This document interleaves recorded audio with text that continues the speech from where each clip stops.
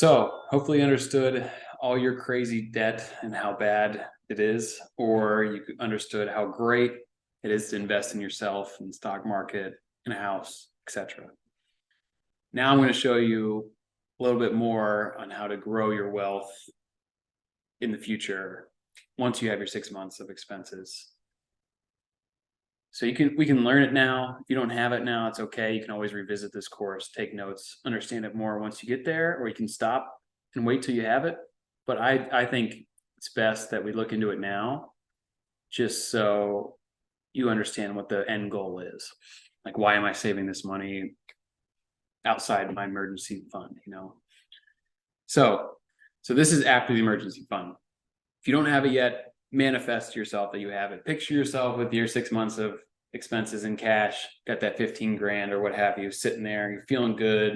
You're not broke anymore. You got a cash cushion like these guys right here. If you watch Breaking Bad, you know the scene. You're like, all right, I don't have to worry so much about money anymore, but I like saving money. This budget has made me feel like I can do whatever I want now, but I want more of it. I want to grow my wealth. I want to retire someday. I want to have generational wealth. I want to have cash flow that I don't have to work anymore and still get paid, something like that. So this is the module for that. So this is probably the future for everyone, but it's good to have another goal. So always set high goals, set too low goals, meet them too fast. Keep increasing your goals. So the number one investment you can make is invest in yourself. Here's a Warren Buffett quote, one of the best investors of all time. Best investment you can make, an investment in yourself. The more you learn, the more you'll earn. So what Warren Buffett is trying to say here is any knowledge, he reads all day. That's all he says. All I do is I go in my office, there's no computer. He just reads and reads and reads, picks up some knowledge and tells his cronies they invest in it and make buku cash. For us, what can we do to invest in ourselves? Well, there's lots of things you can do to invest in yourself. Easiest thing to understand for the current society is get another degree. Get your master's degree. If you don't have your bachelor's, get your bachelor's. You don't have your GED, get your GED, so you can get a raise at your current job or get a better job, something like that. Or get a new certification. If you're an accountant like myself, get a CPA. You're in finance, get a CFA. I'm not an expert on all the other ones, but pass your bar, something like that. Get this certification. You have more credentials, higher pay.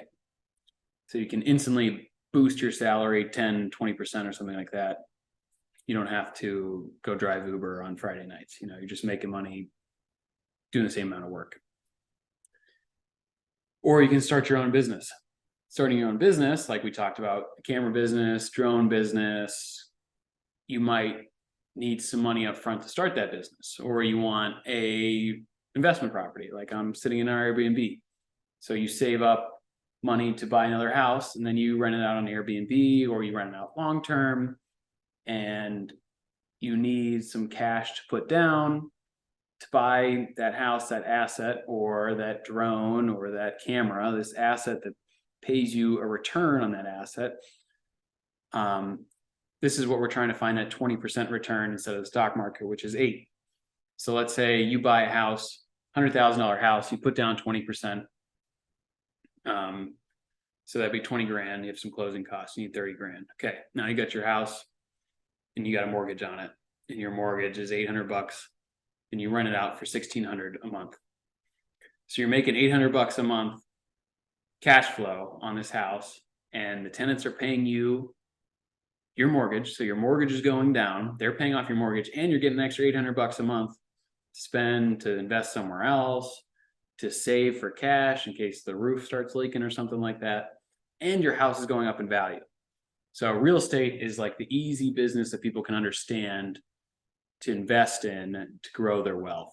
So let's say you do this for 30 years, you make $800 a month for 30 years on this initial $30,000 investment. Real estate taxes are super low. I could go into that for in 15 minutes. I won't. Just trust me on that. You can depreciate the asset, etc. Different module taxes. So yeah, so you're making $800 a month for 30 years, and after 30 years, your house is pay off and it's worth triple to what you bought it. So now you have a $300,000 house with no loan. You're making $1,600 a month on basically tax-free. That's how you build wealth. Or your drone business. You buy $1,000 drone, you do a wedding every weekend, you make $250 a weekend. You start doing 2 weddings every weekend with this same drone that's already paid off after the first month. And then you start knocking on people's doors and saying, hey, I'll video your roof to see if you need a new roof, or your gutters need clean for $100, or you want a video of your roof because you're going to sell your house. And you do 5 of those a week. And soon you're making so much that you quit your regular job, and then you buy more drones and hire other friends to do this. Go out and do this. I'll edit the video. I'll pay you $20 an hour, and you're making $100 an hour for them doing this. Start scaling that business and keep investing in yourself, buying more drones, etc. So if you have a business like that, that's how you get these crazy returns.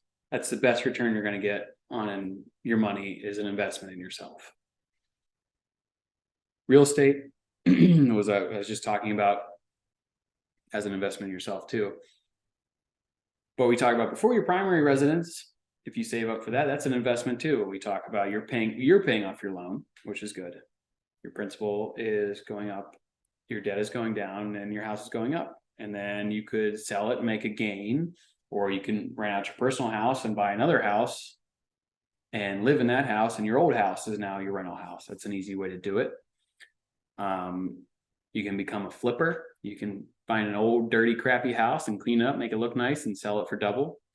You can buy a vacation house and put it on Airbnb, and then when you go on your vacation, you stay in your own house, and it pays for itself, and you got a free vacation to your own place that Airbnb is paying the mortgage for, something like that.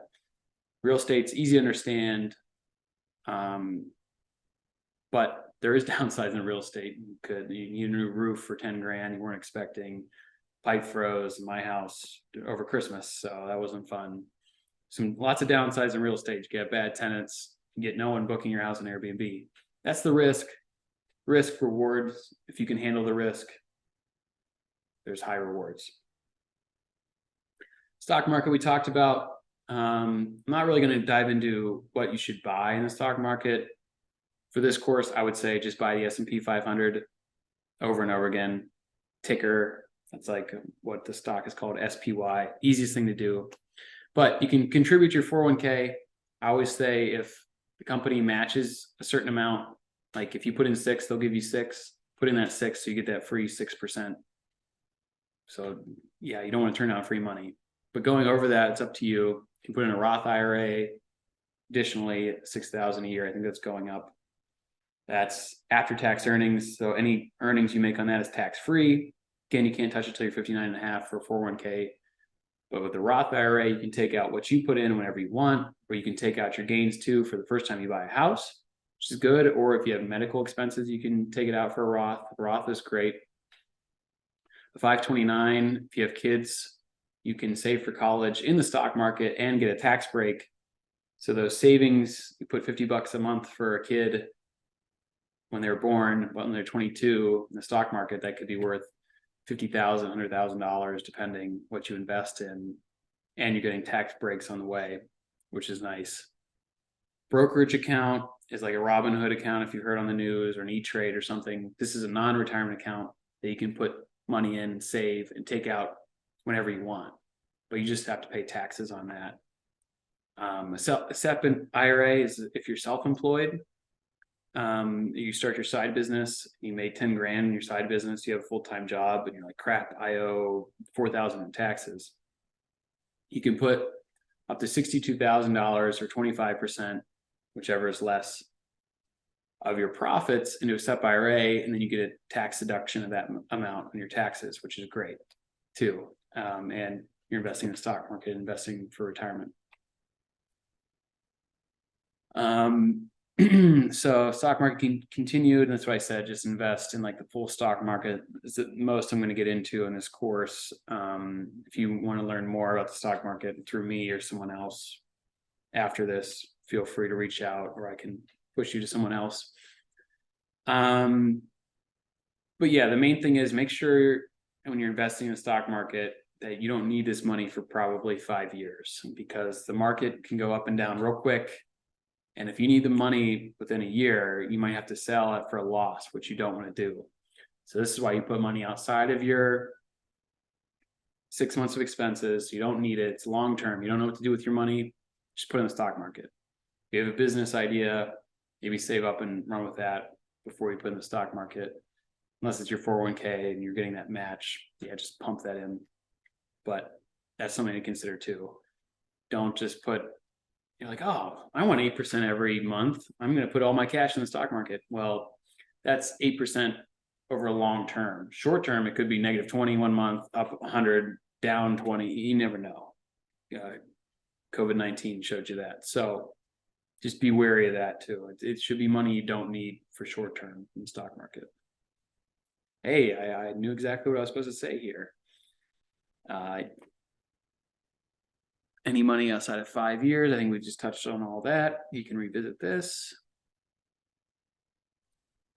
So homework for this module again.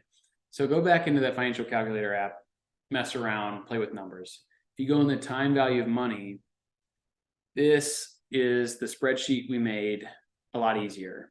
So you can put in your present value you have saved in the stock market, put an annual rate of return you want, periods and months, and what you plan to put in every month. And you can just calculate for the future value of what you're going to have.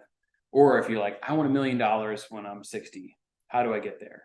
You put $1 million in the future value, you put your present amount in there as a negative, put your 8% rate of return, and then 60, let's say you're 30 years old, you put 360 periods. Then you calculate for the payment, and it'll tell you how much you have to save monthly to get to that $1 million. So this is some high level math it'll do instantly for you and make things a lot easier. This is what I use all the time. I'll pull up right on my phone. I'm having a meeting with someone. I'm like, well, if you did this and just put in the stock market, make it this.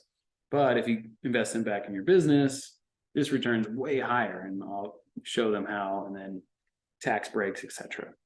But play around with this, make it feel like you understand high level finance. This app right here is literally a financial master's degree in itself. If you understand this app, you understand some high level finance. And I think even if you don't understand it and you use a spreadsheet until this clicks, and maybe you never need to use it, but it's just fun to mess around with. I think it helps you understand future goals with money and why you're saving, because sometimes you could think, yeah, I saved $50 this month. Why did I even save it? I should have spent it on something just to make me happy short term.